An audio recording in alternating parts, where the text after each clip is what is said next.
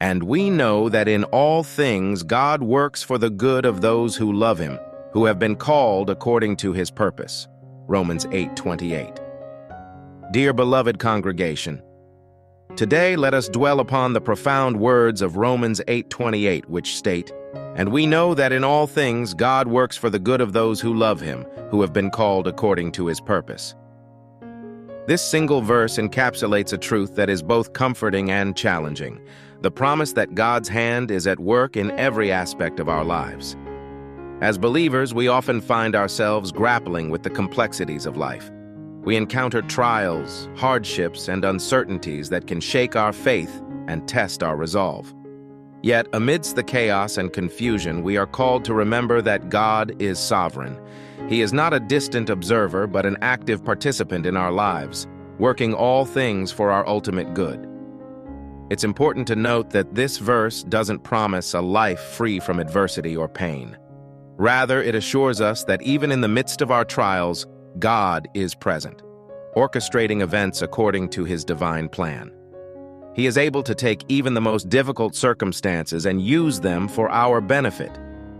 Consider the story of Joseph in the book of Genesis. He faced betrayal, slavery, and imprisonment, yet through it all, God was with him, ultimately using his suffering to bring about a greater purpose. Joseph himself acknowledged this truth when he said to his brothers, "You intended to harm me, but God intended it for good to accomplish what is now being done, the saving of many lives."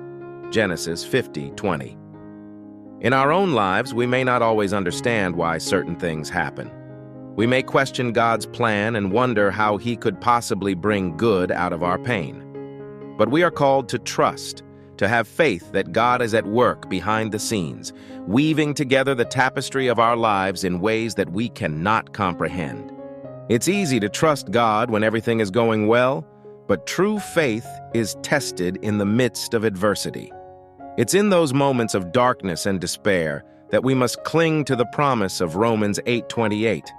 We must remind ourselves that God is faithful and his love for us never wavers. But how do we apply this truth to our daily lives? How do we maintain our trust in God when the storms of life are raging around us? The key lies in cultivating a deep and intimate relationship with him. When we spend time in prayer and study his word, we are reminded of his faithfulness and his promises.